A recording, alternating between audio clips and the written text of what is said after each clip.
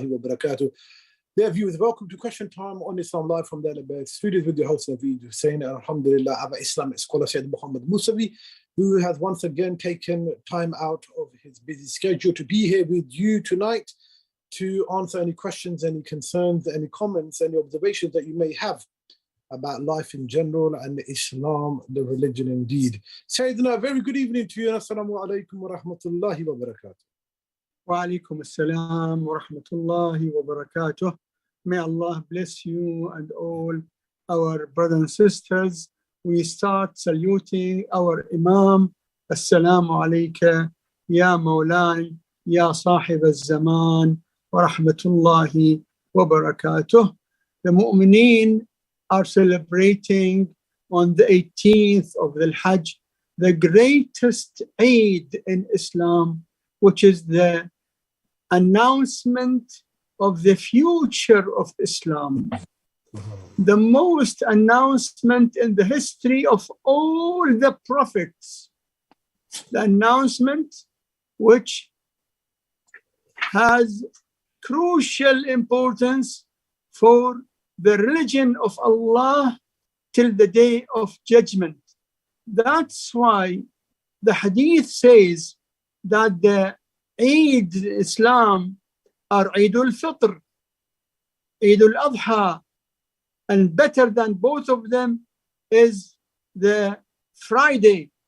But the best of all is Eid al-Ghadir, because in fact when you read Quran, you will see that Eid al-Ghadir is connected with the most important factor without which Islam will never continue as real Islam.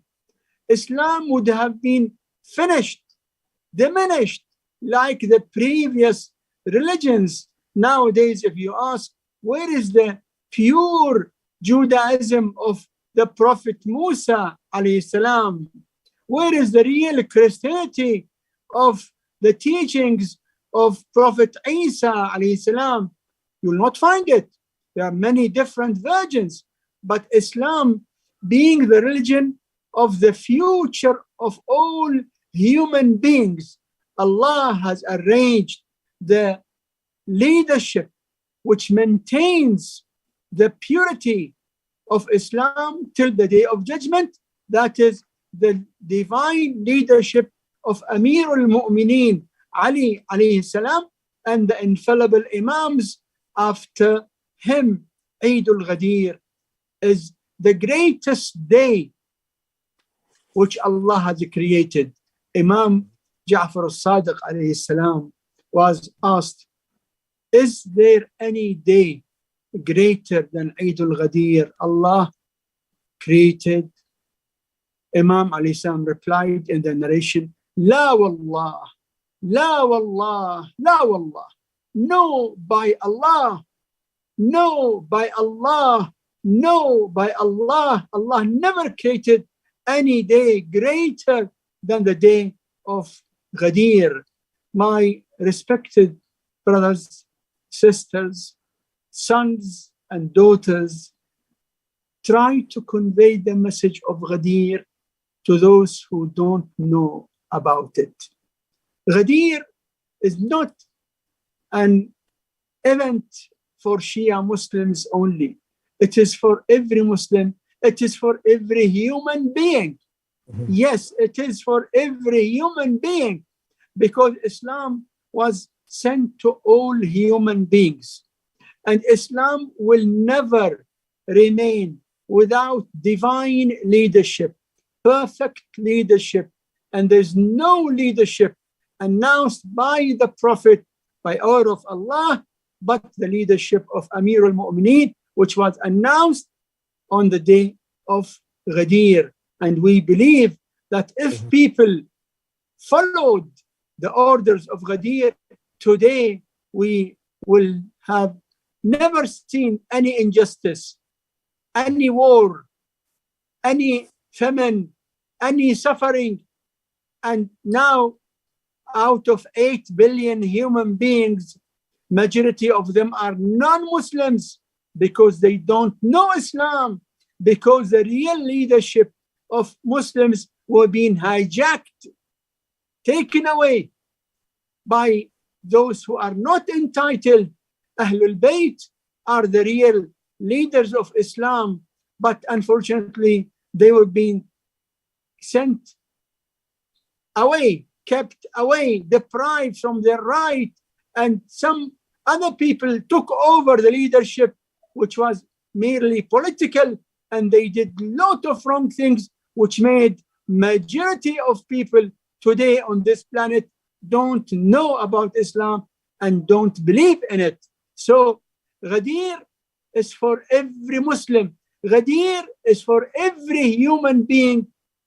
And this is the only solution to make the light of Islam and the justice and peace reach to every human being, praying to Allah to keep us faithful to the announcement of Ghadir, to remain always faithful to the divine leadership of Amir al-Mu'mineen and the infallible Imams after him, especially our present Imam al-Mahdi, Ajjalallahu Ta'ala Farajahu al-Sharif.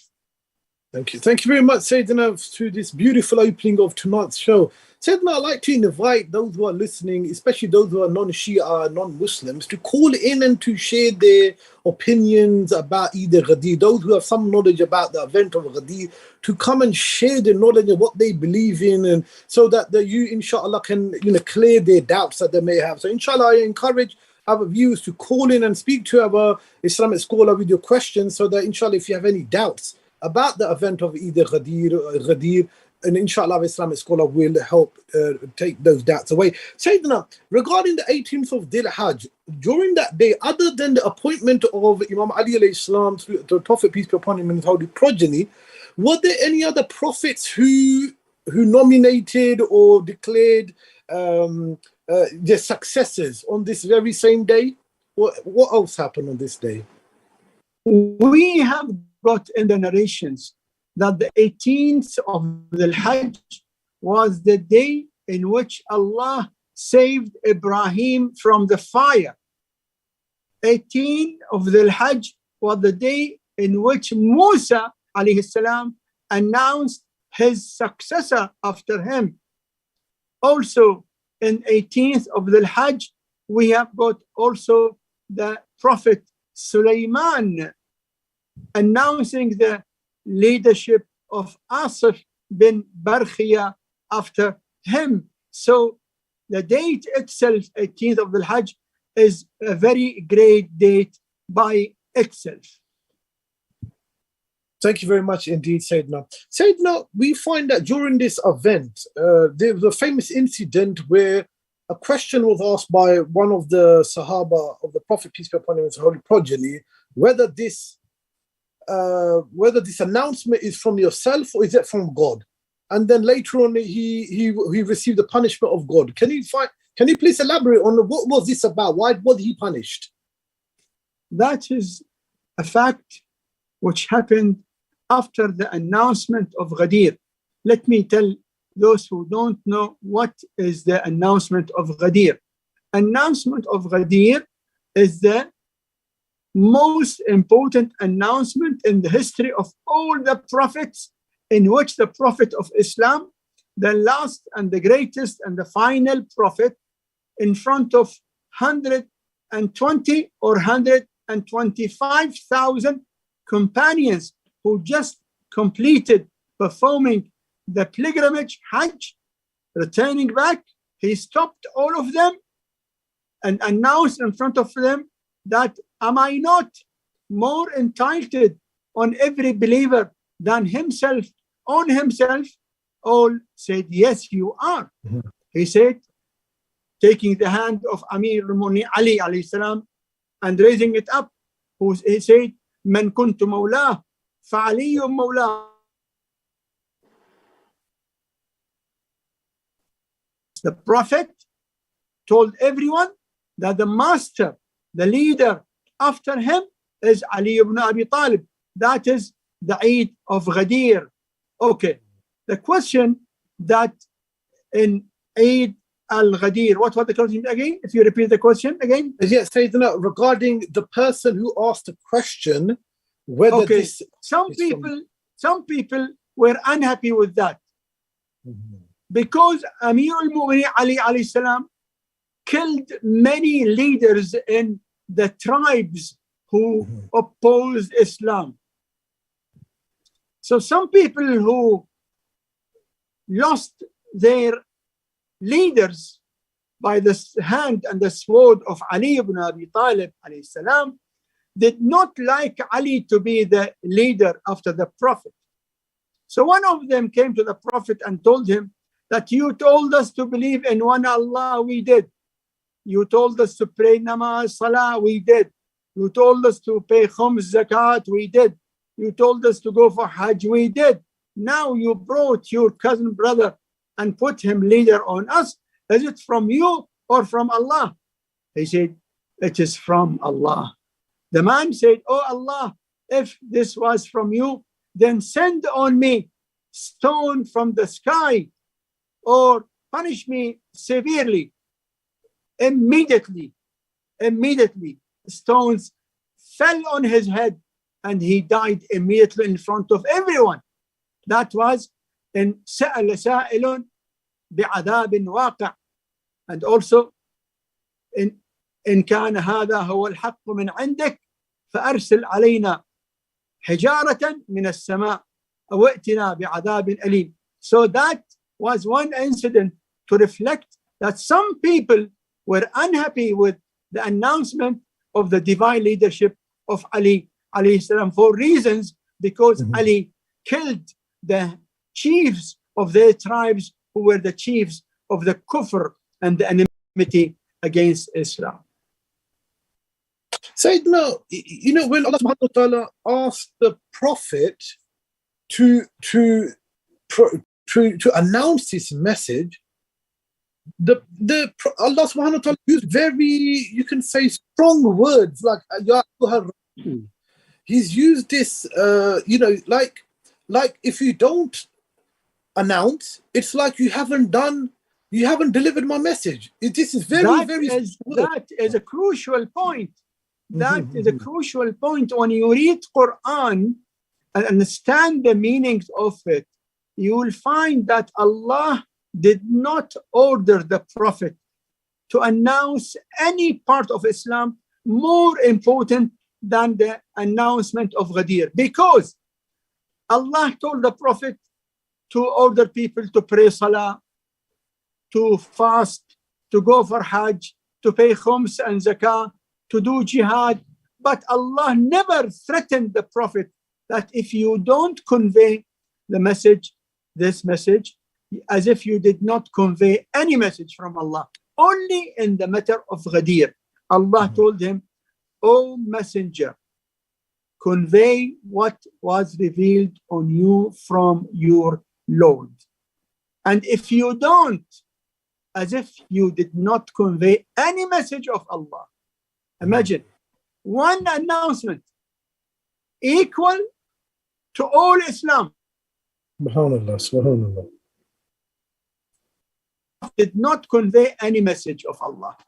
That was the announcement of Ghadir, for whomsoever I am the master, Ali is his master. That shows the Muslims in every time the great importance of the announcement of Ghadir.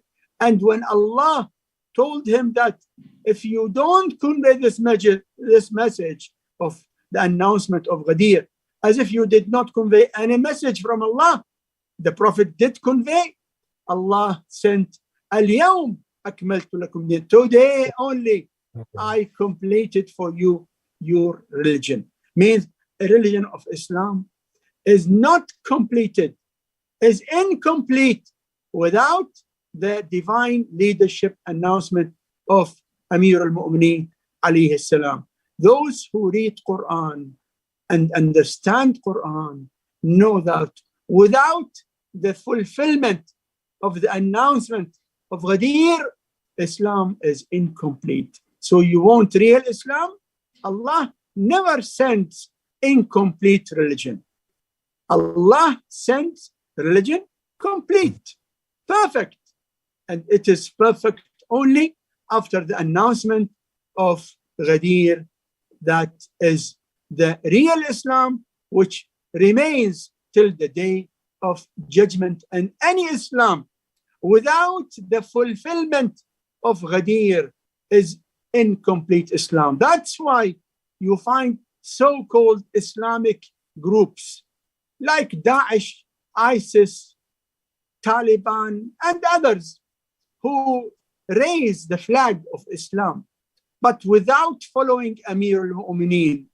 Their danger on Islam and Muslims is more than the danger of non-Muslims, because they turn to be terrorists, they kill the innocents, they put bombs wherever they can. So they are committing crimes in the name of Islam against the teachings of Islam. Why? Because they are away from the spirit of real Islam, which is the leadership of Amir al-Mu'mineen Ali alayhi salam.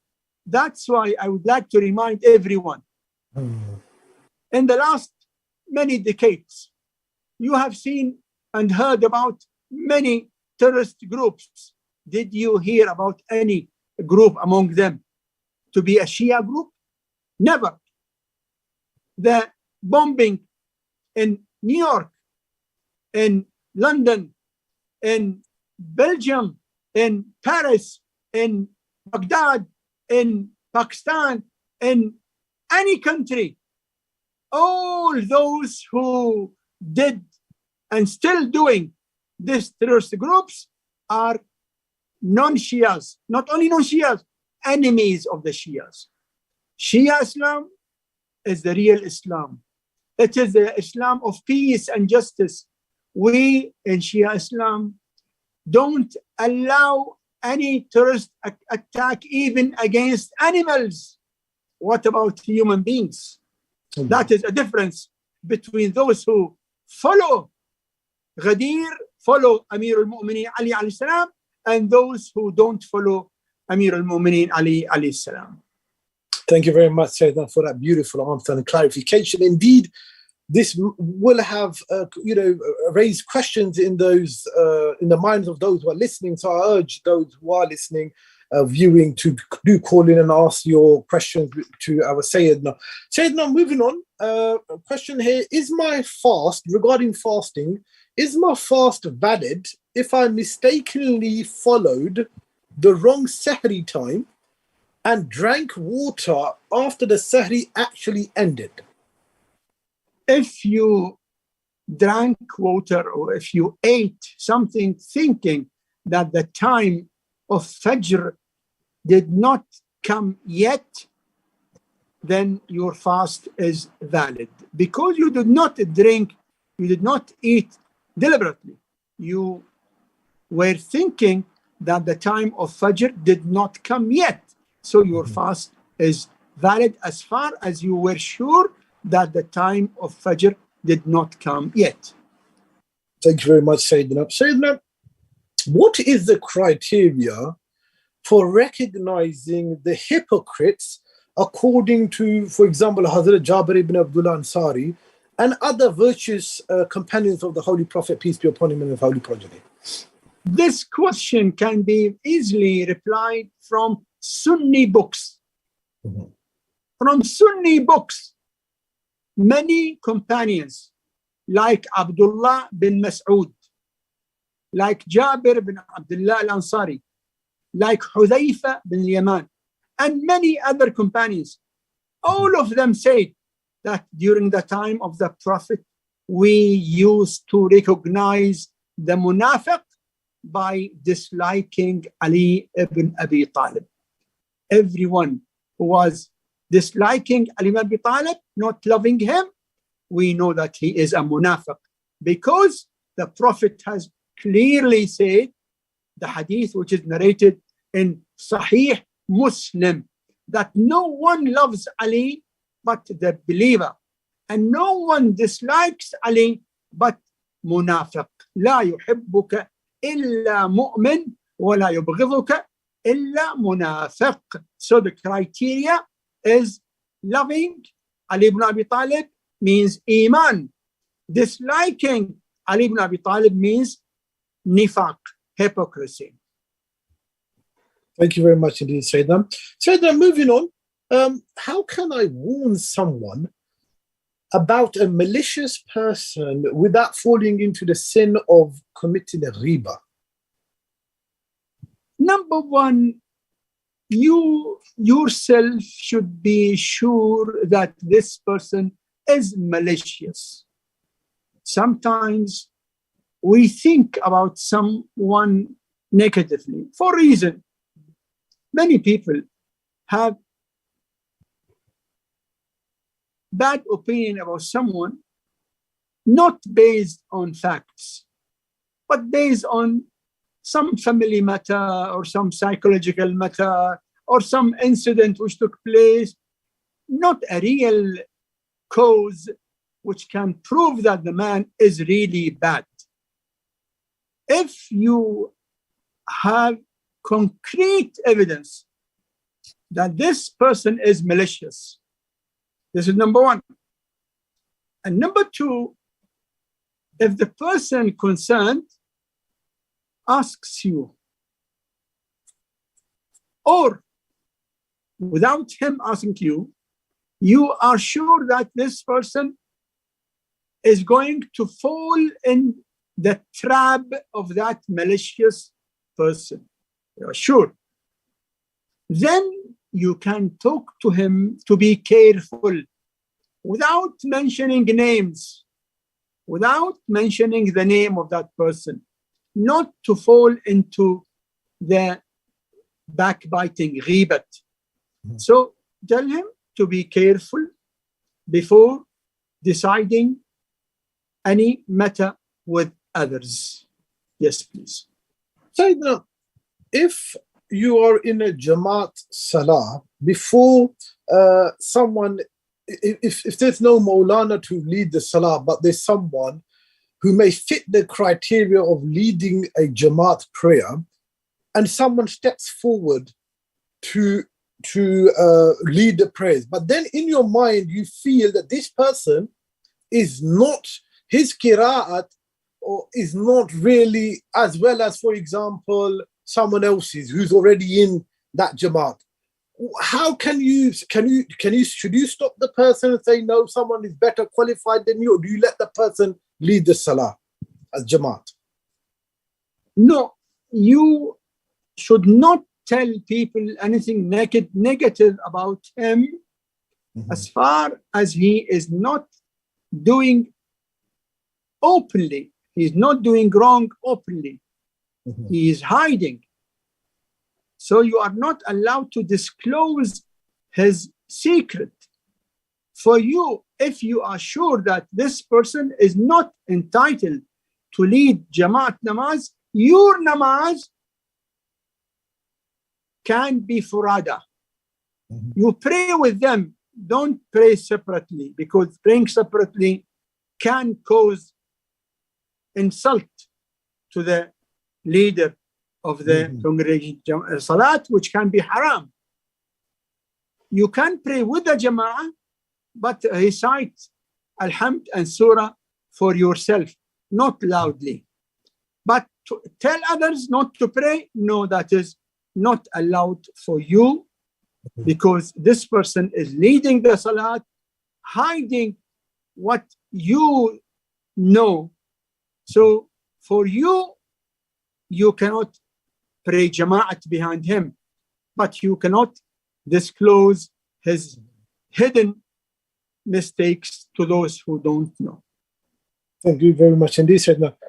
So then moving on, I met my wife through a relative. I am content with her with all besides her weight. When I asked before, I had been told she was thinner than someone we knew, but it turned out that this was not the case. This bothers me as I find myself dissatisfied. What should I do? My respected dear mu'min, marriage has got main factors to be happy marriage. The outer appearance, thin, slim, built up, fat, these matters are minor matters. The outer appearance is minor. Yes, at the beginning of the marriage, you might find yourself more happy when you look at your wife and she is like your dream in her weight, in her length, in her body, in her face. But this is temporarily. This feeling is for a short while. The outer appearance will never create permanent happiness in any marriage. Even if you are married to the most beautiful women in the whole world, your enjoyment because of her prettiness is limited to a short time. I want you to focus on the main factors of the permanent happiness in the marriage. You say that you are happy with everything except her weight. Means she has got many good points, except her weight. Keep weight aside now and focus on other good points which she has. If she has loving heart, if she has noble ideas, if she wants to keep you happy, if she wants to sacrifice to make you a happier person, point on all the good points and don't focus on small things. Small things will never remain. Small things will never maintain happy marriage forever. Never. You will be a happy person if your wife has got a heart which makes your heart happy. You know, in the life of the Prophet, peace and blessings be upon him and his holy progeny, he spoke about this matter. And he said, some people, some men marry a woman because of her prettiness, beauty, and they will never enjoy their beauty. Why? Because beauty is temporary. You know, after 1 year, 2 years, when she is pregnant, and then she gives birth to a child, then everything will change. That most beautiful female will not remain what she was. The Prophet said, some people marry a woman because she is rich. They will never enjoy the wealth of their wives. You will enjoy if you marry a female who has got deen. فاظفر بذات الدين تربت يداك. Get a wife who has got religion, who is God-fearing, who has good religion. This wife will make you happy in whole of your life. So my respected mu'min, don't focus on her weight. Focus on her heart, not on her weight. Yes, please. Thank you very much indeed, Sayyidina. Sayyidina, questioner, assalamu alaikum. Alaikum assalam wa rahmatullahi wa barakatuh. If someone wants to go for ziyarat of Imam Hussain al-Islam and he does not have the money, can I pay him money from for the ziyarat from khums money? No. Khums money is not a donation. Khums money is amanat with us. If you have your amanat with me, can I pay your money for someone to go for ziyarat? No. Khums is not for going for ziyarat. Ziyarat is something people arrange for it by their own income. If you want to help someone to go for ziyarat, yes, it is great, but not from the money of others, from your own money. Khums is not our money. It is amanat with us, which we should give it to the people who are the owners of this amanat. Sahm Saadat for the needy Saadat, and Sahm Imam to be given to the Imam or to the deputy of the Imam, who is the marja of taqleed, or by permission from him. In short, if you want to help someone to go for ziyarat, very good, but from your own money, from the 80% which remains with you after paying the khums, not from the money of the Imam alayhi salam. Thank you very much indeed, Syed. Sayyidina, regarding the fast of Yawm Arafah, is it better to fast that day? Is it recommended to fast on that day? Because I heard that sometimes if you cannot perform the a'mal on that day because of fasting, then you should leave fasting. If you can elaborate. What we have got in the hadith that one of the recommended days of fasting is the day of Arafah, the 9th of the Hajj. For those who don't feel weak to perform the a'mal of Arafah. If you feel that you will feel weak to perform the a'mal, then no, don't fast. After all, it is not wajib, it is recommended for those who don't feel weak to perform the a'mal of the day of Arafah. This is only for those who are not in Arafah, not in Hajj, because those who are already in Arafah, in Hajj, they cannot fast because they are traveler. And those Hajis, when they go to Arafah, they remain in Arafah just one day. So no question of fasting for the people who are in Hajj.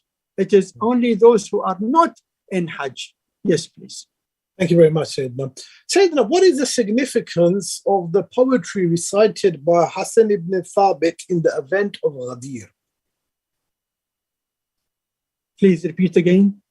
What is the importance? The importance or significance of the poetry that was recited by Hassan bin Thabit in the event of Ghadir. In fact, this is something which the history has mentioned. Sunni books and Shia books mentioned that a very famous poem, Sha'ir, he recited a poetry, Hassan bin Thabit, Hassan bin Thabit, in which he mentioned when the Prophet told the Muslims on the day of Ghadir that who is more entitled on you? All of them said, you. He said, for whomsoever I am the master and leader, Ali is his leader. That incident was recorded in the poetry of Hassan bin Thabit. That time, poetry was the main record of important incidents among people. The time of the Prophet of Islam, peace and him and his holy progeny, the poetry was the main register. That's why every important incident is recorded in the poetry. It was Hassan bin Thabit who was present himself, made it in poetry. Not only Hassan bin Thabit, hundreds of other persons mentioned the announcement of Ghadir. And if you go through a book called Al-Ghadir Encyclopedia, you will find hundreds of famous poems, sha'ars, who recorded Al-Ghadir in their poetry. But the importance of Hassan bin Thabit, because he was one of the top poems in his time, he was one of the top sha'ars in his time. And number two, he spoke something which was heard by many, and it was being narrated by them. So it became a historical document about what happened in Ghadir from the Prophet, peace and blessing be upon him and his holy progeny. It is an evidence on every Muslim. Yes. Thank you very much indeed, Syed. Now, Syed, just moving on, I've got a two-part question. The second second question is related to the first one, so I'll go. I don't have the sound now. Yeah, can you hear me, Syed? Now? No sound here. Hello. Hello, can you hear me, Syed? Now? I can hear you. We can hear you. Can you repeat again loudly? Yeah, Syed. Now. You can hear me now. No, yes. There's no sound here again. Okay. Would you like to restart your while? Can you hear me? Are you able to hear me, Syed? No. If I can ask anything. If I can ask the control team to please ask the technician to fix the matter. Sure, Syed. Syed, if you can maybe restart. So I'll go through the question right now. Basically, the first part of the question is it permissible practice to seek guidance from the Quran? Hello. Hello. Now, yes, now it's okay. Yeah. Hello. Say that you can hear me, yeah? Yes. Yeah, so do you apologize? Yes, I know. Yes, of course. Say that, is it permissible practice to seek guidance from the Quran by randomly opening a page of the Quran to read a verse, which is similar to istikhara, for checking if some other person has committed a sin or not?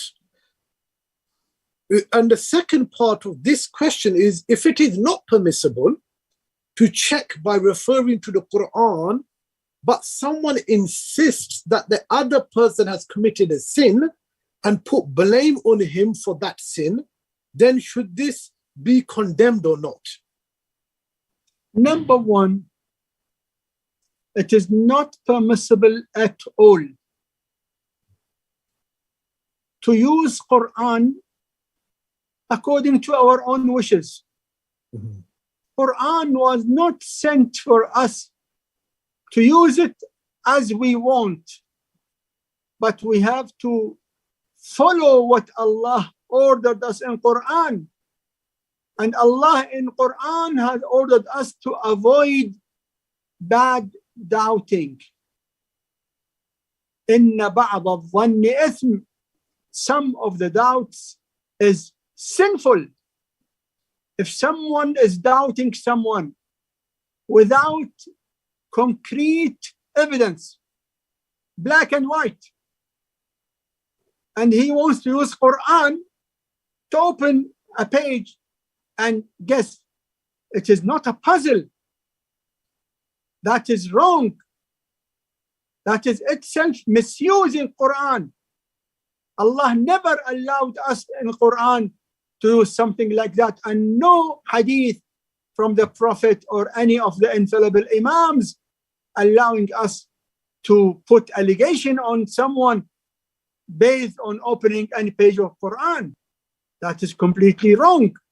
And the person who's trying to blame someone on doubt without evidence, he is committing a sinful act. Thank you very much, Sayyidina.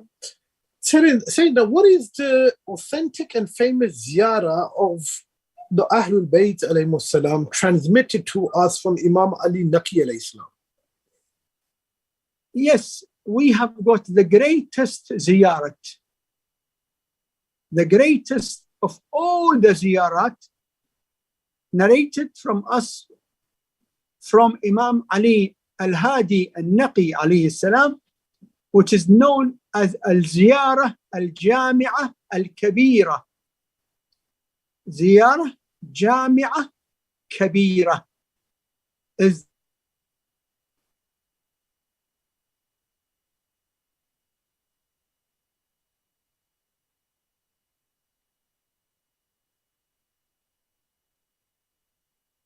the greatest ziyarat. It has got great, is the most authentic ziyarah narrated to us from Imam Ali al-Naqi al-Hadi alayhi salam. Thank you. Thank you very much, Sayyidina. So moving on, if a man is too poor to get married, does he have to go his whole life without having any intimate relations? A person who is too poor to get married. Mm-hmm. In Islam, marriage is so simple. It does not need a person to be rich to get married. No. Marriage is not like Hajj. Hajj needs wealth to travel, to go and come back and look after children and family. Marriage is not like Hajj. Every person who is in need of marriage can get married very simply. That is in the rules of Islam. Leave aside what different cultures say. We don't follow the culture. We follow what Allah and the Prophet and Ahlebait taught us. So marriage in Islam is so simple, and the mahr can be whatever you can offer, whatever you and she agree upon. There is no condition that you must be rich. And also in Islam, we have got permanent marriage and we have got temporary marriage. So if you need marriage, there are many ways to get married, which fulfills your need and according to what you can afford. But never ever think in committing any sin because you are not married. But focus on getting married in any way, permanent or temporary marriage, according to the teachings of Islam, without being rich or not rich. Yes, please. Thank you very much indeed, Sayyidina. Sayyidina, I have a suitor that is a good practicing Muslim, but my father does not want to give my hand in the marriage due to tribal reasons. What is the Islamic solution for this problem? This problem is happening in thousands of families, especially in countries where the tribal system is still going on. I mean, they think their tribe is holy and they don't want to give their daughters to some tribes which are, according to them, lower in dignity than their own tribe. That is un-Islamic. And in the life of the Prophet and Ahlul Bayt, we have seen how marriage took place without any consideration of tribe, caste, color, nothing. You know, the Prophet of Islam, who is the greatest human being, he got married to a woman whose father was enemy of the Prophet, Habiba. Her father was Abu Sufyan. The Prophet of Islam got married to a lady whose father was a Jewish, Safiya bint Huyay bin Akhtab. He got married with a lady who came from Christian family, Maria Al-Qibtiyya from Egypt.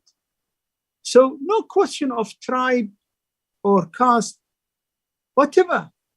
Our imams got married with ladies from Africa, from different parts of the world. No question of tribe. But if your father insists on tribe, number one, you should not do anything which can cause disrespect to your father. Always keep the respect of your father and your mother. But try to convince him through people who are respected in his eyes, his respected friends, his respected relatives, who can explain to him that the main criteria is Iman, not the tribe. Iman, not the tribe. Be careful. Keep your father always happy with you. Don't cause any disrespect to your father or mother, and try to convince him through those who have influence on him, and pray to Allah to guide you and to guide him to the right path, inshallah. Thank you very much indeed, Sayyidina. Sayyidina, do our dead relatives know when we visit their graves, and can they hear us? Do our dead relatives know when we visit their graves? The answer is yes, they know. Yes, they know. Not only they know, they feel happy when you visit the grave of your parents or relatives or dear ones or friends. They know. When you talk to them, they hear you. Yes, they hear you. That's why it is highly recommended to visit the graves of the parents and the relatives and the believing friends, mu'min friends. Yes. Thank you very much indeed, Sayyidina. Sayyidina, do we get rewarded for working as a doctor in a non-Muslim country? Do we get reward when we work as doctor in non-Muslim countries? The answer is Islam encourages the Muslims to be beneficial for every human being. For every being. If you help the animal, you will get rewarded. If you help a plant by watering a plant, you will be rewarded. So being a doctor in non-Muslim country, helping the human beings and treating their illnesses, it is not only reward, but also great reward when you are trying to help the human beings or even the animals for the sake of Allah. The hadith says, خَيْرُ النَّاسِ مَنْ نَفَعَ النَّاسِ. The best of people is the most, who is most beneficial for people. So when you are beneficial to the people, your reward will be very great, inshallah. Thank you very much indeed, Sayyidina. So there are novels containing any form of romance permissible to read. Is skipping explicit scenes and reading the rest permissible as well? It is not permissible to read novels which harm your heart or your mind or your feelings. It is not permissible to read novels which instigate you and make you urge to commit sinful acts. If you know that this novel has got harmful parts and you avoid the harmful parts and read the non-harmful, yes, if you are able to distinguish between the harmful and non-harmful. Yes, please. Thank you very much indeed, Syed. Syed, now I live in Australia. Can I study law in this country and become a lawyer? You live in Australia. Can you study law to become a lawyer in that country? The answer, whether you live in Australia or in any other country, studying law for the sake of supporting the truth and the justice is good. But if you study law to use the law to earn money, even by supporting the wrong or the sinners or the criminals who pay you more, that is haram and sinful. So study the law wherever you live, but support the truth and justice, and never ever stand supporting the wrong who pay you money. Don't worship the money, but worship Allah. Allah says, Inna Allah ya'muru bil adli wal ihsan. Allah orders in justice and good. So be obedient of Allah in supporting the justice, and don't support the wrong, no matter how much money the wrong people will pay you. Thank you very much indeed, Syed. So if someone says a matter is halal and another source says it is haram, then how do I decide which one is right? Can I pick whichever seems more logical to my mind?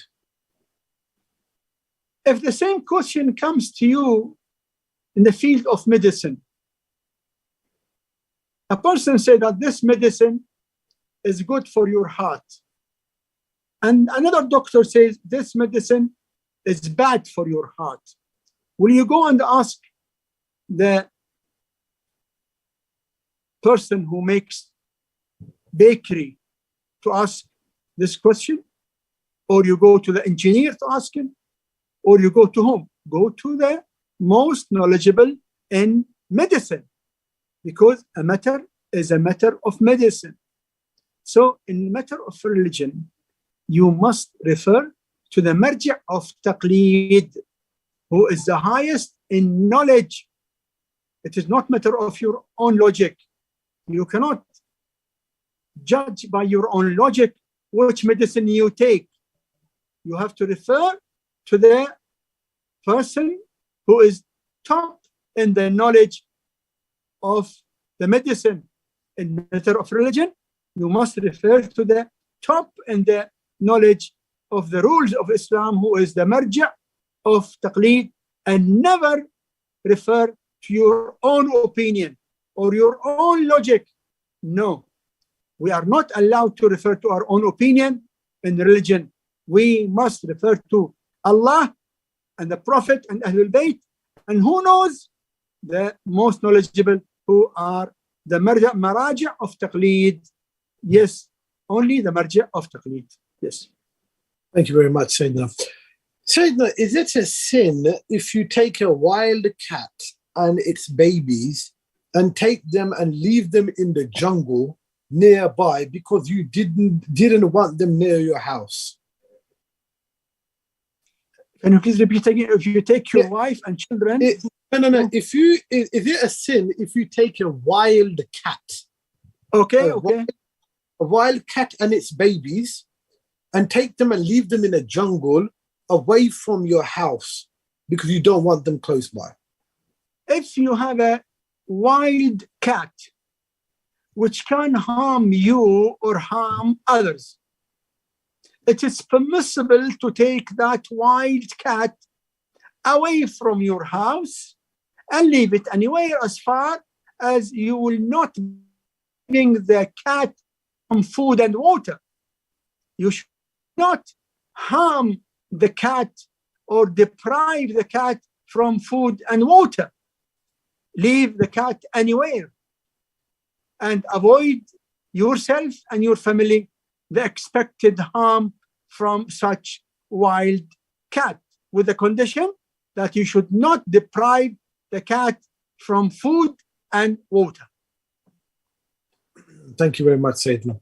Sayyidina, if we touch any impure part of the body with the intention of cleaning during ghusl, so that the water reaches it, does this invalidate the ghusl? Number one, we don't have any part in the body which is called impure. We don't have any part in the body which is called impure. When the human being passes urine or stool, only after passing urine, where the urine touched, that part is najis, and it becomes tahir by washing it with water. That's it. After passing stool, you wash that part, it becomes tahir. We don't have any part in the human body which is always impure. Okay? While you are performing ghusl,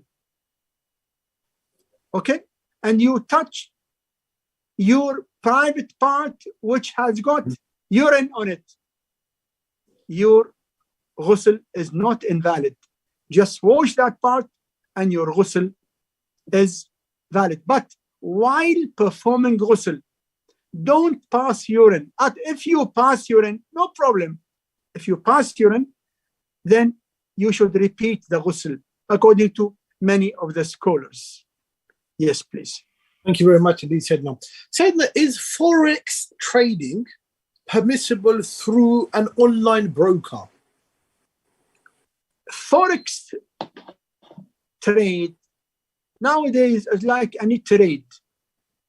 People buy stocks, buy commodities, buy gold, buy sugar, whatever they buy and sell, as far as the deal itself is not involving liquor, alcohol, gambling, usury, as far as it does not include any sinful business, the dealing is permissible. So whether it is online or by telephone or by email, different types or different ways of transactions. Thank you very much. And he said that we've just got 1 minute remaining. If you can finish off this evening's show with some wise words, please. I would like to remind everyone to live with your family.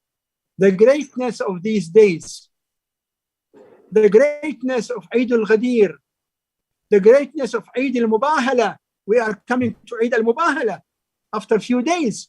Al-Mubahala, when the Prophet was being ordered by Allah to challenge those who did not submit to Islam, telling them, bring your sons and we'll bring our sons. Bring your ladies, we'll bring our ladies. Bring yourselves and I'll bring myself. And then both of us should pray to Allah to send the curse on the liar among us. That great Eid of Mubahala is coming also, which shows the greatness of Islam and the greatness of Ahlul Bayt alayhim salam.